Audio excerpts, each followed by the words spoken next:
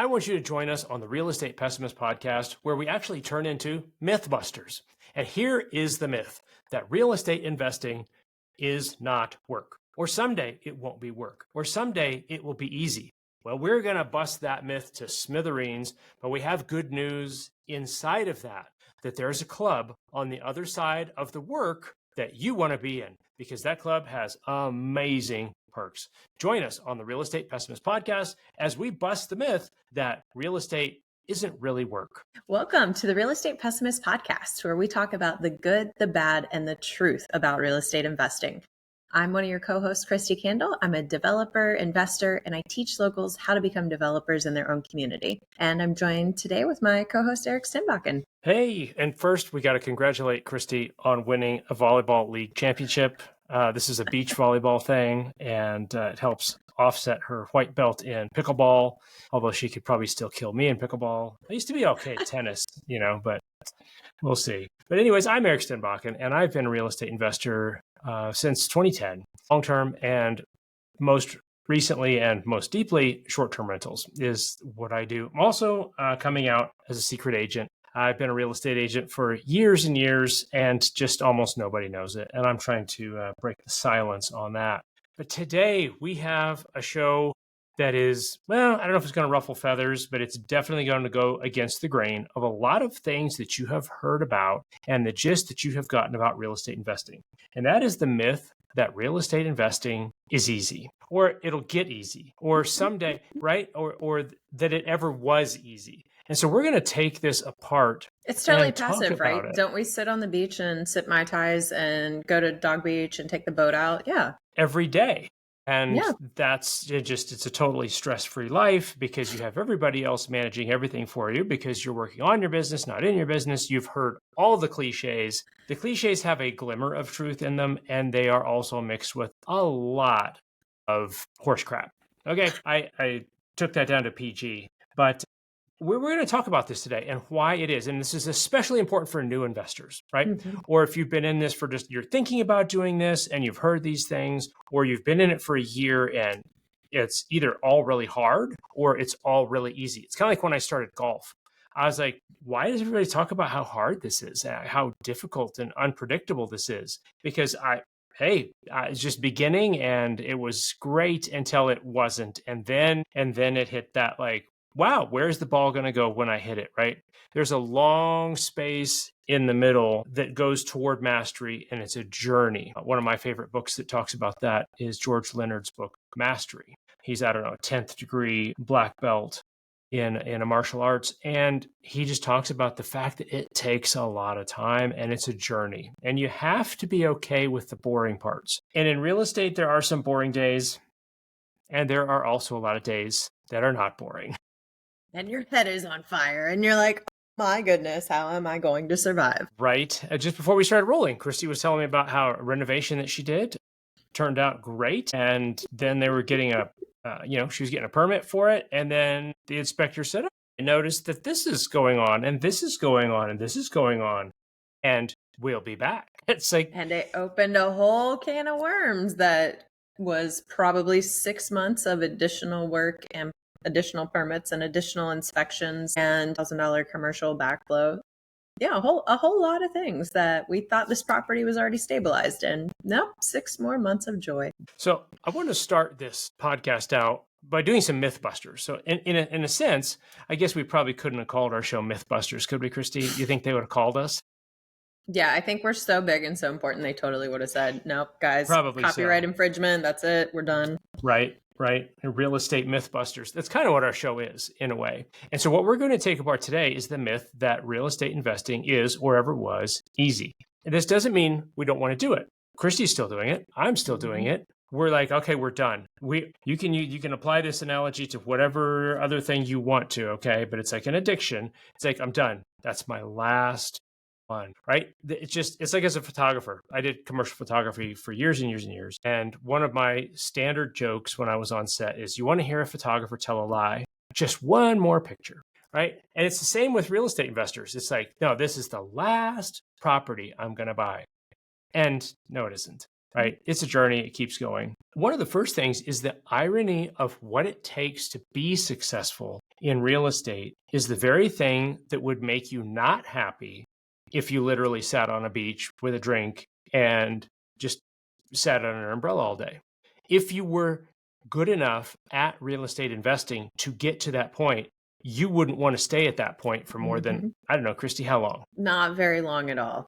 Minutes. Honestly. Okay, we're talking Yeah, I'm minutes. like, for me, maybe a week, maybe. Oh, for me, no, man, it's 10 minutes. It's I go to the beach and I'm out snorkeling and I'll come back and get in the cooler. And when we go to Hawaii, I buy these horrible sugar soft drinks. They're not carbonated, but they're sugar water flavored like, tropical fruit. It's the only time I drink them. But I'll crack one of those open and stand there. I stand, I don't sit.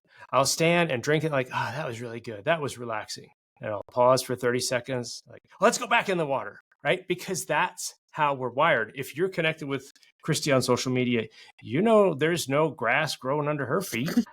It's true. It's true. I might switch asset classes and bounce around, but it's constant movement forward. And here's the other truth related to that. Even if you don't change and you don't move, the market does. Mm-hmm. It's dynamic. And so you cannot set it and forget it ever. It's like the retiree you're going to crash on the highway. The state patrol guy's like, well, how'd you crash your RV? He's like, well, I set it on cruise control, went back to the kitchen to make a sandwich. It's like you can't ever do that with any career, and you certainly can't in real estate.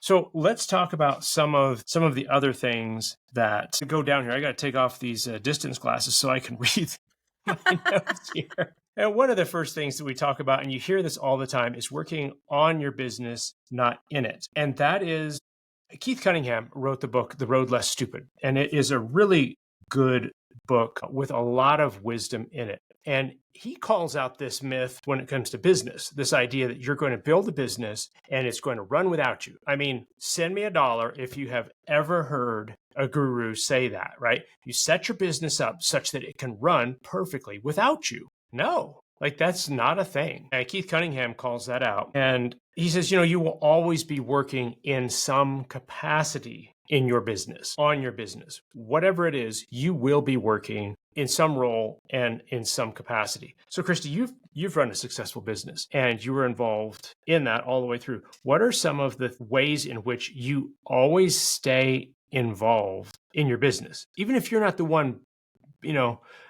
making the widgets? Yeah, I mean, there's the saying, and what Elon Musk said it most recently, but it's like being the CEO is like chewing on glass or something like that, to where you're constantly getting the problems that are coming up in the company. So, I had joined Strategic Coach. I created a self-managing company.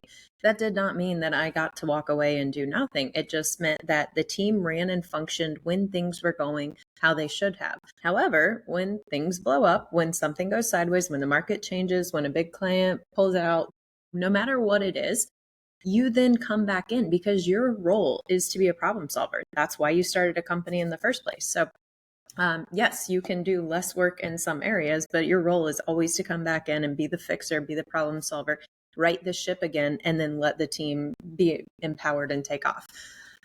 Ways that we've been able to do it successfully is through automation, systems and processes, creating software and tools that work from phones and iPads and computers, and really just taking the strengths of our team members and leveraging technology and our tools to empower them.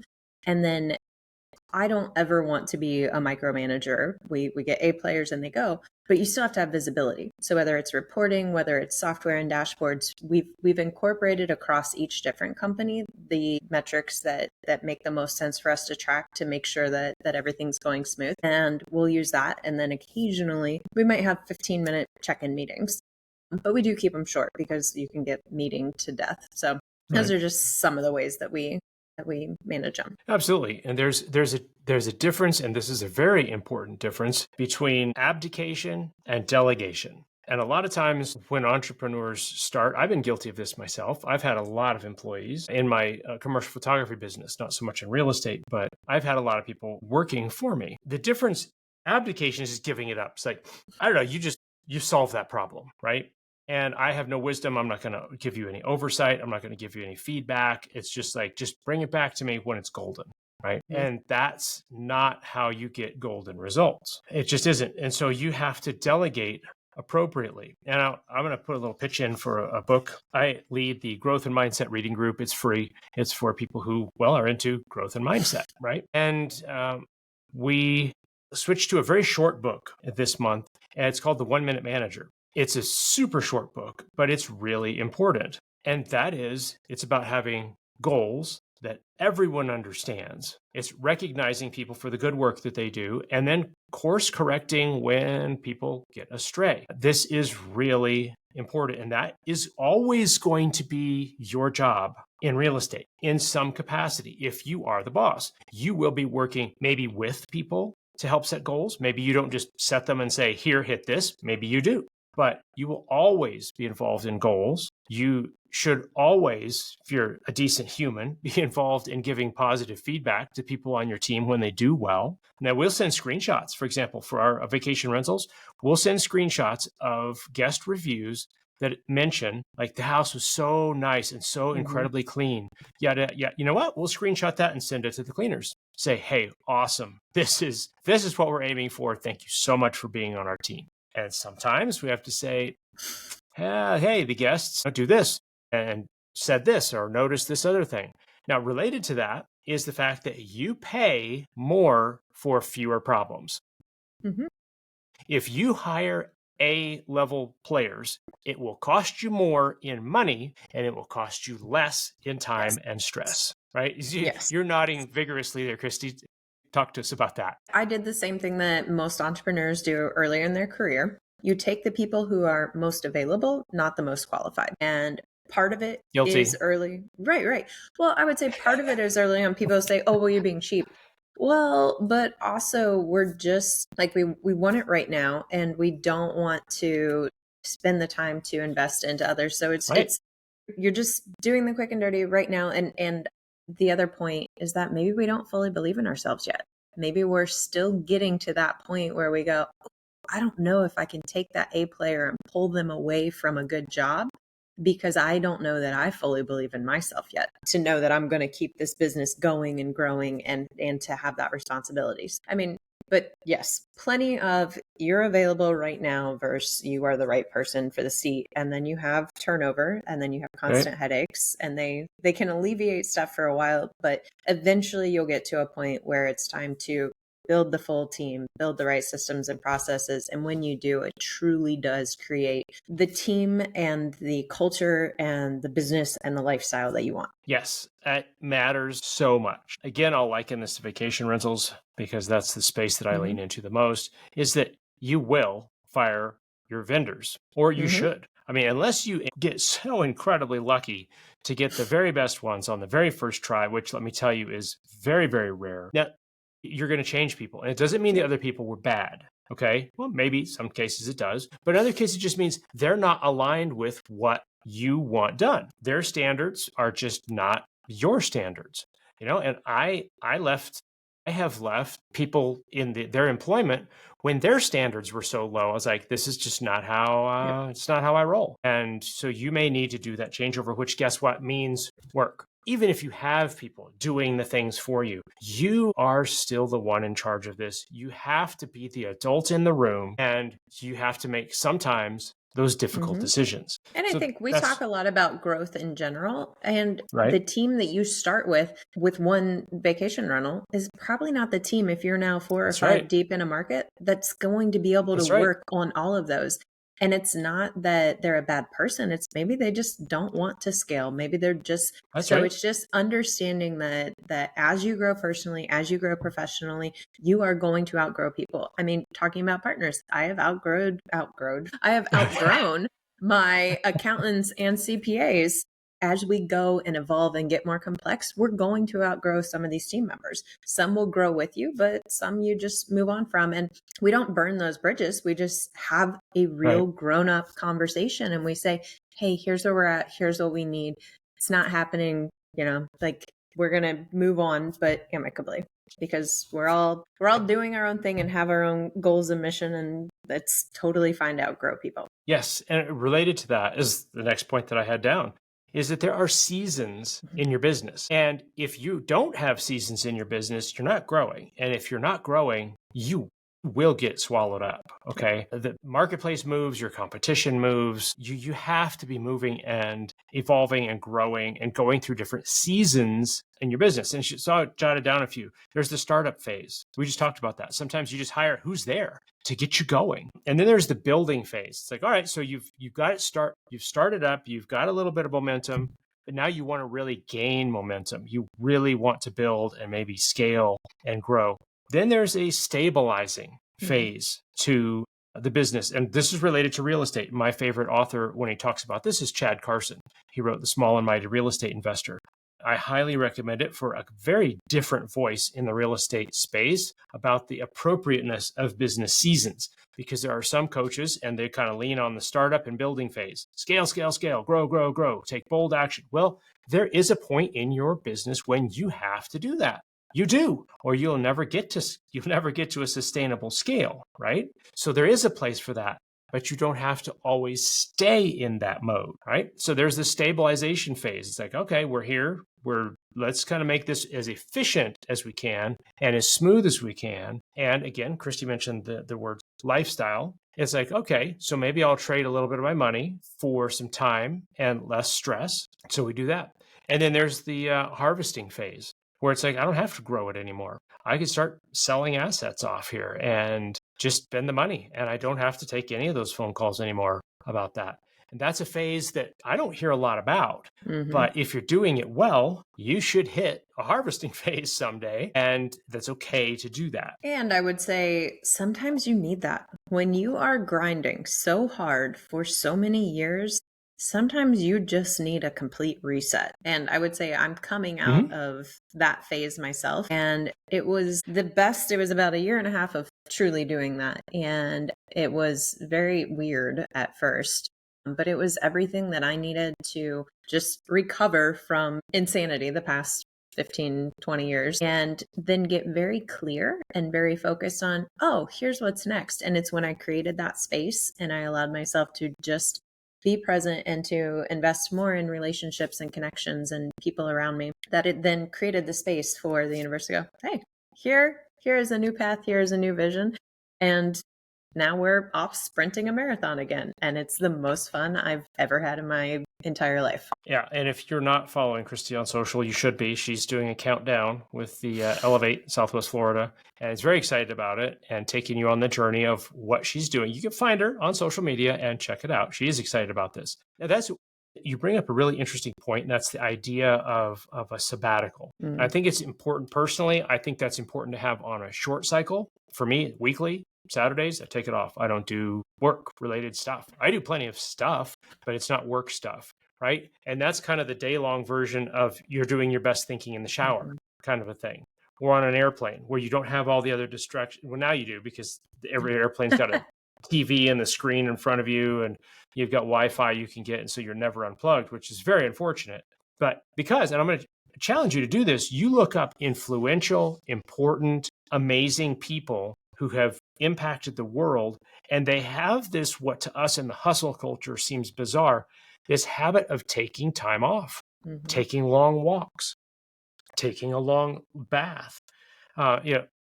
Winston Churchill wrote a bunch. He painted a bunch. He's just taking time and just taking time off. These amazing thinkers in history, go back there and look them up. Almost all of them have this habit of taking time off, which is hard. It's so hard for the grind. Push, push, push, work, work, work, work. Which sounds like we're saying, if I don't keep going, I'm going to fall behind, and everything I worked for to get there is going to be for nothing because I paused and I let everyone else catch up. Or was that just the voices in my head?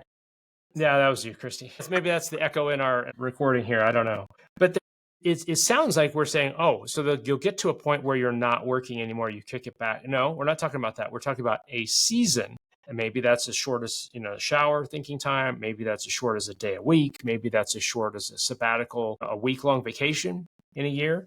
Maybe it's you take a month off every few years or whatever it is. I've got a friend who traveled the world for 6 months. That's just what he did. That's part of your work because you come back to your work focused and reinvigorated. It's different than kicking your feet up and just sitting on the beach doing nothing for week after week after week after week. It's not the same thing. Not the same thing. I want to propose to you, Christine, I want your ideas on this, that there are different types of work that you will always do in real estate. Now, you can skip through these. You don't have to do all of them, but I can think of at least 3 where there is work involved. One is work with sweat. That's the obvious one. It's the DIY, doing that kind of stuff. This week, I literally demoed an entire kitchen and put one in because the renter called and said, oh, there's a little bit of mold underneath the sink. I don't know. Yeah, well, that little bit is because water had run for, I don't know, a month and was pouring into the garage. And eventually, they felt like that was enough of a problem that they would let me know. But by that time, I had to tear out the drywall in the garage, tear out the kitchen cabinets under the sink, tear out the drywall, take out the insulation. Yeah, all the way, just bare studs all the way through from the house to the garage, and then rebuild it. And I couldn't get my contractor he was busy, right? They were busy doing other things. And in case you did not know, the correct answer here is mold a big immediate problem in a rental? The answer is yes. Yes. Okay, that has to get dealt with pronto. There is no delaying that. Okay, so that was DIY for me. Didn't like doing it, would not have liked to do it. I called people and said, hey, would you do this job? Can you handle this? Nope, that wasn't available. So guess what? So there's sweat work. There's time work, time where you spend as a manager. You are sending this person here and that person there, and you're fielding the calls and doing this kind of business. And then there's the money work, where it's like maybe you have made your money and now you spend your time managing your money, not managing people, and you're allocating it out there. All of those are work. None of those allow you to just kick back, because we tend to think of the DIY work as like, well, I'm not going to do that anymore. Yeah, you can graduate out of that. Absolutely. You can find people to do stuff for money. How well will they do it? How fast will they do it?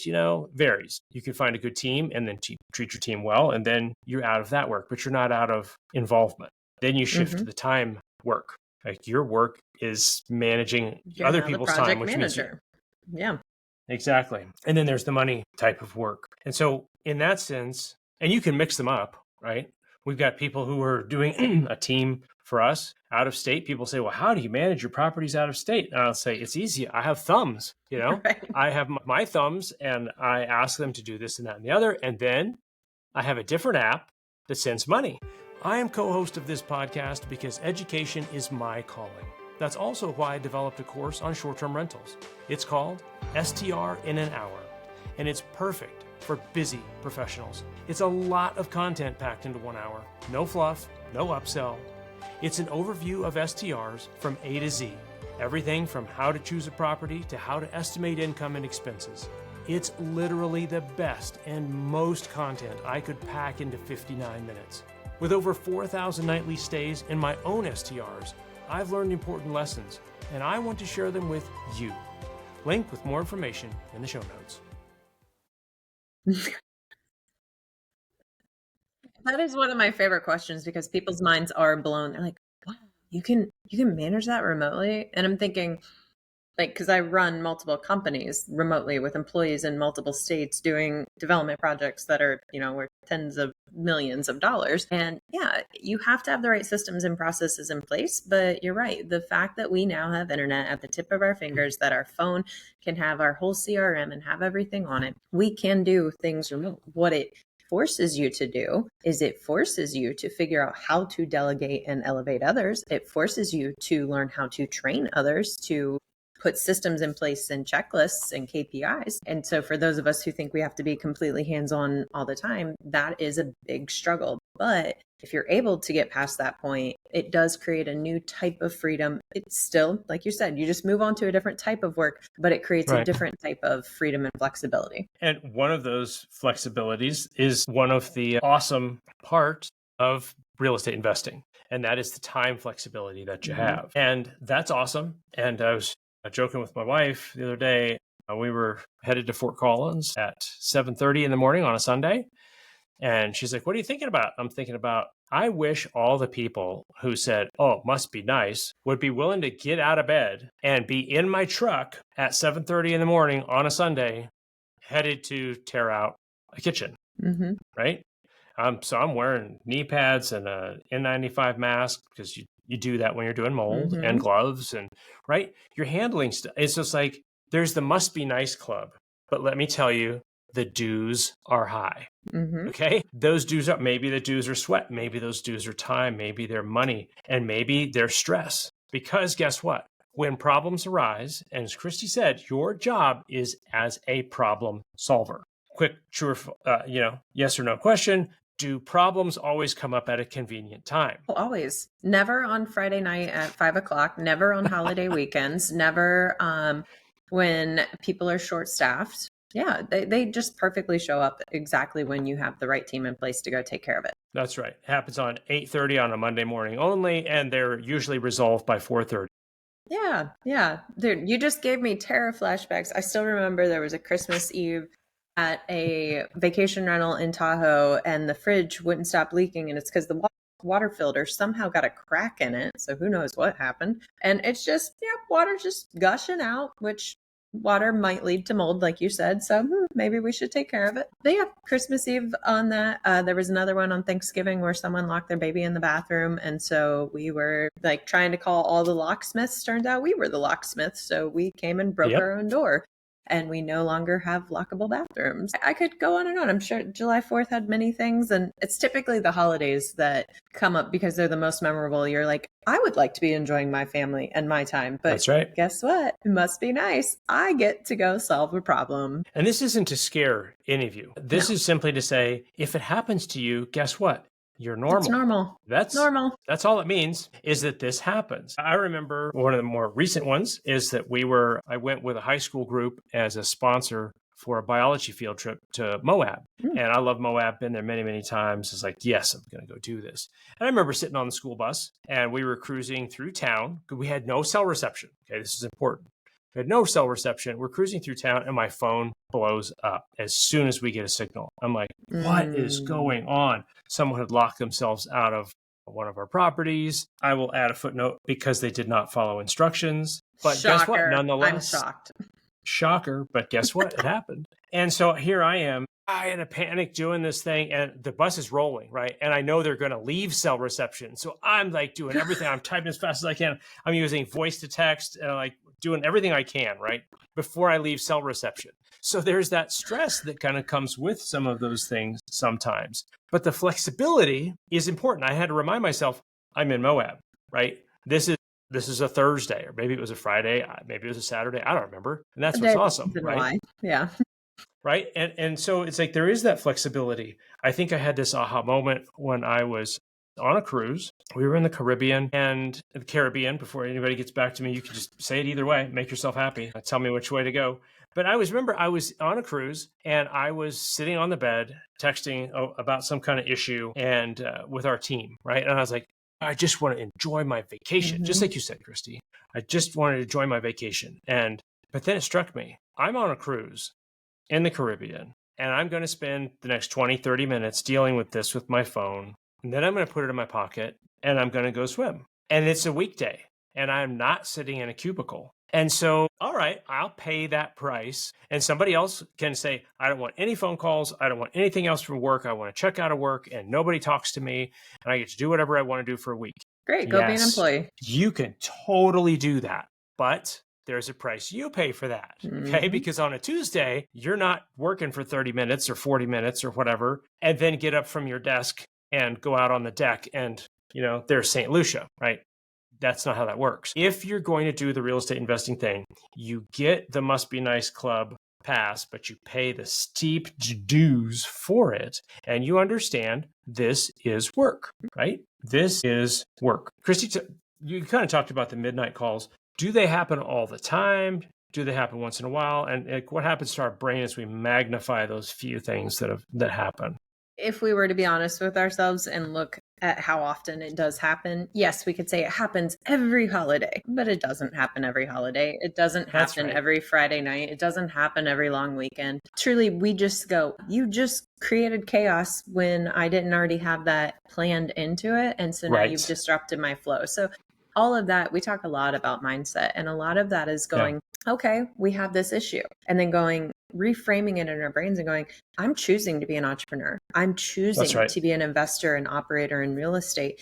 I'm choosing to not work that W-2. I Right. get to have this problem. I That's get right. to have this problem, and I get to figure out a solution. And when you change that in your brain, it really does it flips things around to where you go, okay, I'm a problem solver. That is the role I chose to do. There's a problem. I'm going to solve it. And then I'm going to move on. And I'm not going to let it just completely ruin and destroy my mood and what I'm doing. Right. And this is difficult, and it's related to boundaries as well as Mm-hmm. mindset. And sometimes you can just set up a boundary, and sometimes you can't because you Mm-hmm. are the problem solver. You are the linchpin in this. And then I know people say, well, remove yourself from it. You got to set up a business that doesn't need you. No, a business that doesn't need you is called the stock market. You just put your money in there and you let other people solve all the problems or not, right? You look at you're like, oh man, 1%, really? Year over year? That's not very good. Well, they weren't very good problem solvers, right? And so if you're going to take that responsibility yourself, you have to pay that price. And in our minds, it happens all the time, right? I remember going out to lunch with a friend of mine from college. I hadn't seen him in years and years. And we were out for lunch. I'd just gotten my sandwich, and my phone absolutely blew up. So over the next, I want to say 45 minutes, I had over 90 texts exchanged as I'm trying to have lunch with my friend and apologizing. Hey, look, I'm so sorry. He came, he was from out of state. He was passing through, right? He didn't come just to see me, but for that lunch, just when he was there. But that also was when a crisis happened out of Mm-hmm. state. And guess what? I was the hub for that. And even if it's like, well, you could have a team with you, I had a team, right? But my team needed me at Right. that moment because it was a crisis. And so sometimes those things happen, but I can't even tell you how many times I've gone out to dinner or lunch with friends and that didn't happen. Mm-hmm. The phone didn't ring. And the Must Be Nice Club works like this. It's like, hey, I'll meet you at noon and I have to be back at work at, actually, no. If the conversation was going really well and I didn't have another appointment, I could take 90 minutes, right? So there's that flexibility when it comes to work. Is like, is it not? When is it? What about the stress of that? All of those things are real. And I think that the myth is that it looks easy, right? And it looks easy for a number of reasons. One, it looks easy because social media doesn't have to tell you the whole truth. People can just post their highlight reels and they're not posting, or how would you even? It's like, oh, here's me at lunch answering 90 texts in the next 45 minutes while I'm with my friend. It's like, that's an awkward post. It's difficult to make that, and it's awkward, but it's reality once Mm-hmm. in a while. And I want to propose this idea that if something looks exceptionally easy, that probably means a lot of work went into it. If you go to an event and everything just flows just so smoothly, you get there, you know where you're supposed to go and where you're supposed to sit and what's happening next and what's going on with the whole thing and how to exit and how to find you. That means they worked really, really hard on that. Because you've also been to events where you're like, where am I supposed to park? Where am I supposed to be? Like, where even is the entrance to this place? I went to a conference once, not a million years ago. I was like, where's the door? Like, there were Mm-hmm. signs pointing to a building, but there were 20 different doors. And the only correct door was actually inside of two other doors, and only the inside door was marked, right? Okay, so that was difficult. But anything like that looks easy, athletics, you look at an athlete who just looks like butter out there, just looks like they're not even working at all. That's because they were Mm-hmm. working their butts off when you weren't watching. Whether it's cooking, you're like, wow, what's your recipe? It's like, just a little bit of this, a little bit of that, and just cook it for a while until it's done. How do they even know that? It's because they've cooked a lot of meals that didn't turn out so awesome. And the same is true with anything. And real estate investing is one of those things. If you look at somebody you admire, you're like, wow, they just make it look so easy. You could watch or listen to Kathy Fettke, for example. And she's like, she's just so chill. Everything's just so easy. If you know the backstory to her backstory and a lot of their investing in the past, not easy. Okay. Not easy at all. We only want, it kind of goes like a saying that a friend of mine said. I used to think I wanted a job, but then I discovered all I really wanted was a paycheck. Yeah. Okay. And that's how people look at real estate investing.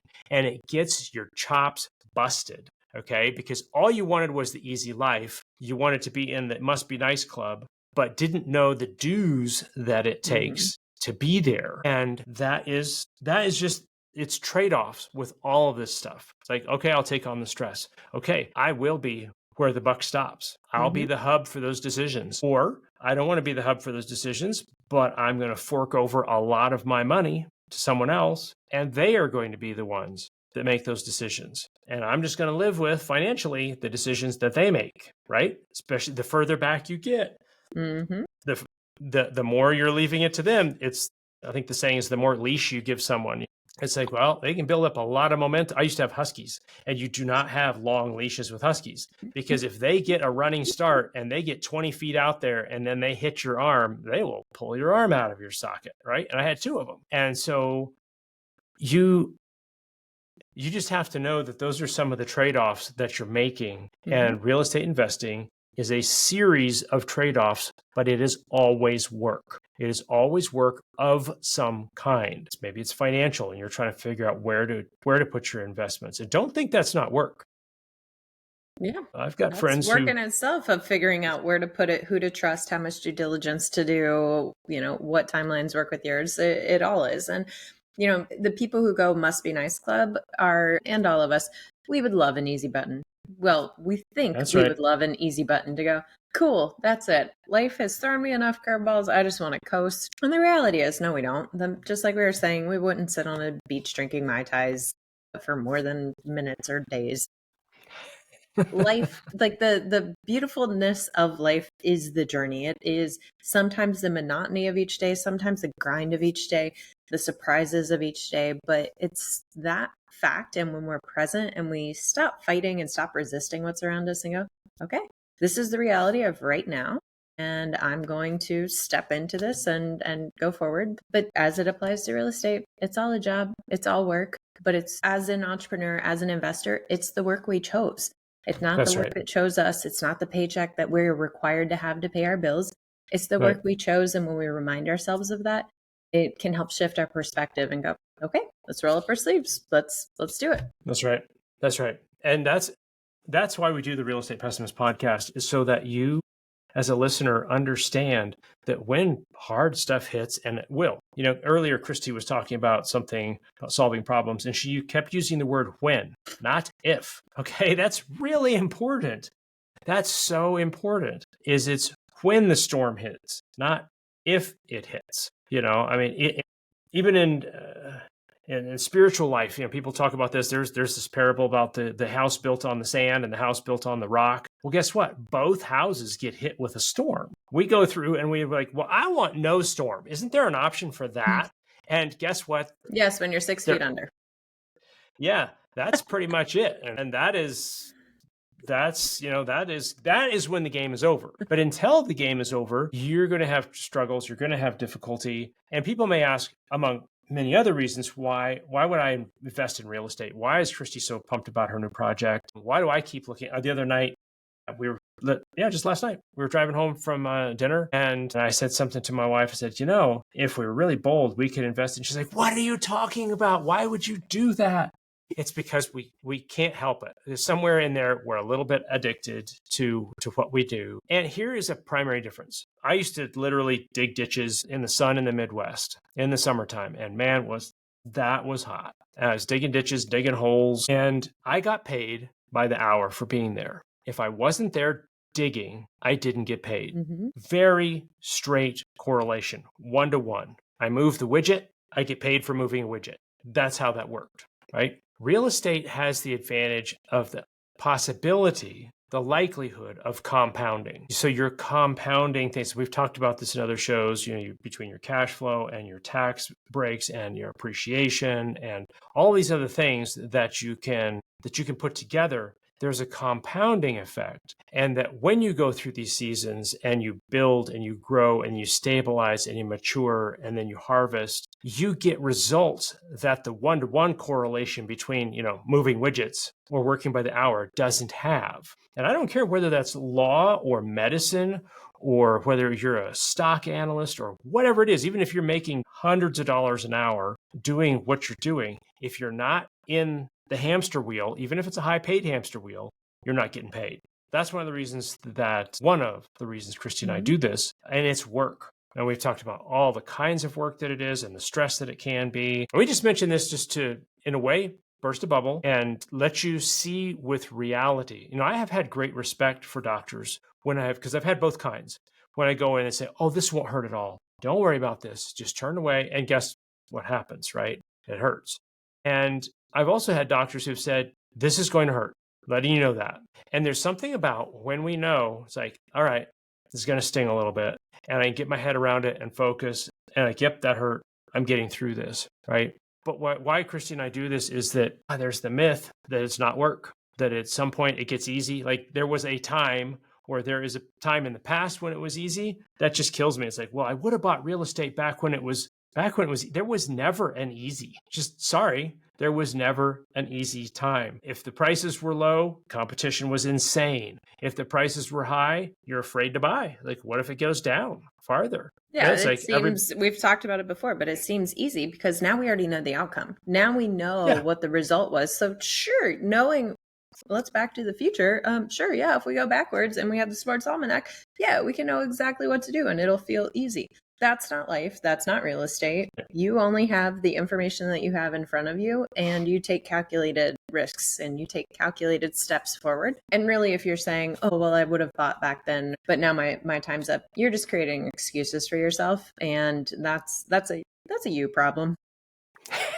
Yep. Because it was never easy. And we're here telling you it will always be work, although different kinds of work, different elements of work. And there are trade-offs and freedoms that you get in exchange for that for the right person, I know it is for Christy and I know it is for me, we value it. We're probably both ruined as employees. I don't know where I could work when they say, like, you have to be at work at this time, this many days. This is what you have to wear. This is when you can take lunch. Even though we both probably work more than any W-2 that we could get paid very well for. No, you are completely right. No, I could never be. That literally, you describing that just sounded like I was in prison for the rest of my life. It sounded terrible.